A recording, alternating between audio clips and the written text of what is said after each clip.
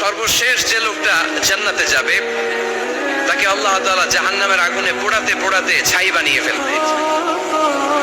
আল্লাহ বলবেন, জিবরাইল যাও একটু দেখো, একটা মাত্র সেজদা দিয়েছে আমাকে, এরকম কাউরে পাওয়া যায় কিনা, পাটি চালান দিয়ে দেখো পাওয়া যায় কিনা। খুঁজে খুঁজে কাউরে পাবে না। আল্লাহ বলেন আবার দেখো, খুঁজে খুঁজে একজনকে পাবে। সামান্য ঈমানের ছিটে ফোঁটা তার অন্তরে ছিল। আল্লাহ বলবেন, যেহেতু ছিটে ফোঁটা আছে, অনেক মায়ের পেয়েছে, ওকে বের করে জাহান্নাম থেকে বের করে একটা নির্ধারিত দূরত্বে রেখে দাও। রেখে দেওয়া হবে, কিন্তু জাহান্নামের আগুনের লেলিহান শিখাতে তার গা ঝলসে যাবে। সে আল্লাহর ডেকে বলবে, মাবুদ তোমার কাছে আমি কিছু চাই না, জাহান্নাম থেকে তুমি আমাকে বের করেছো, জীবন নদীর পানি তুমি আমার গায়ের মধ্যে ঢেলে দিয়েছো, আমি আবার সজীবতা ফিরে পেয়েছি, আমি তোমার কাছে জান্নাত চাই না, শুধু নিরাপদ একটা দূরত্বে আমাকে রেখে আসো, যাতে জাহান্নামের আগুন আমারে কষ্ট দিতে না পারে। আল্লাহ, আমি কিন্তু তোমার কাছে জান্নাত চাই না। কি চাই না? কি চাই না? জান্নাত চাই না, কিন্তু জাহান্নামের আগুন আমারে কষ্ট দিচ্ছে, এতটা দূরত্বে রাখো যাতে জাহান্নামের আগুন আমার গায়ে না লাগে।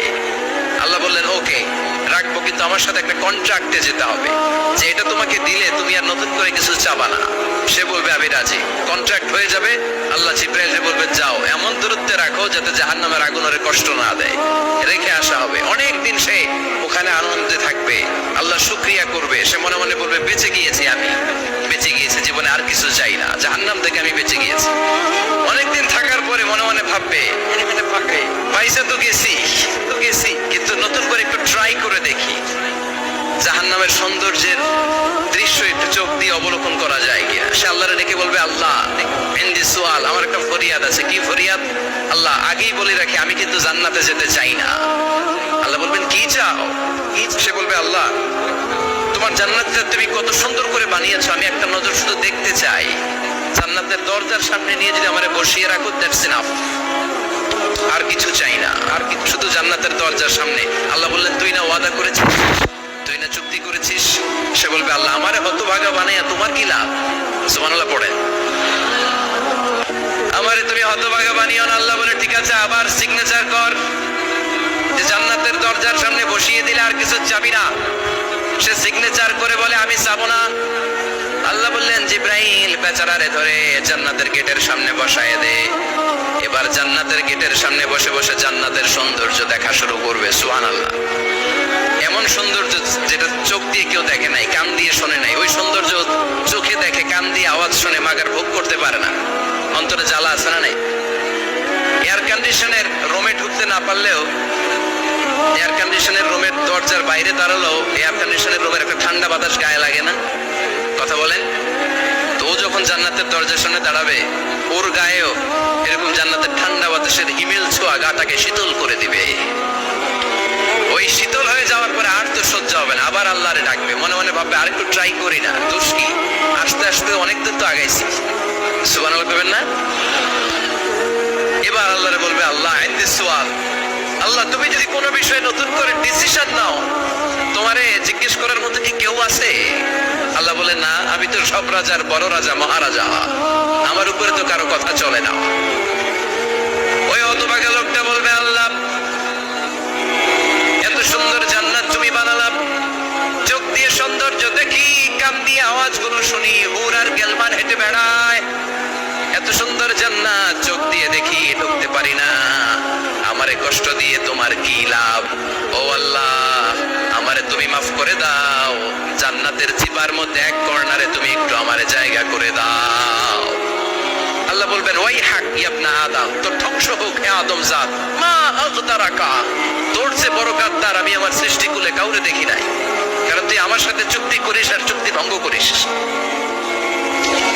আল্লাহর রহমতের দরিয়ায় তখন জোশ খেলে যাবে, ওর আকুতি মিনতি চাহনি আল্লাহর রহমতের দরিয়ার মধ্যে জোশ লাগিয়ে দিবে। আল্লাহর দয়া হয়ে যাবে, মায়া হয়ে যাবে। আল্লাহ বলবেন, ঠিক আছে, জান্নাতে যা।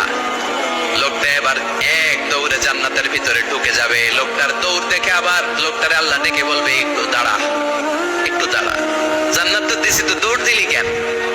সুবহানাল্লাহ করবেন না? লোকটি বলবে, আল্লাহ প্ল্যান তো আমি কম করি নাই, এত চেষ্টার ফলে আমি আসতে পারছি, আবার যদি তুমি বাইর করে দাও, এই জন্য একদম এমন চিপার মধ্যে লুকাবো যাতে তুমি আমার না দেখো। আবার আল্লাহ রহমতের দরিয়ায় জোশ খেলে যাবে, আল্লাহ কাছে ডাকবে, কাছে আয়, ও গোলাম তোর কি মনে চায় আমারে বল, আজকে তুই চাইতে থাক, আমি দিতে দিতে তোর মনের সব আশা পূরণ করে দেব।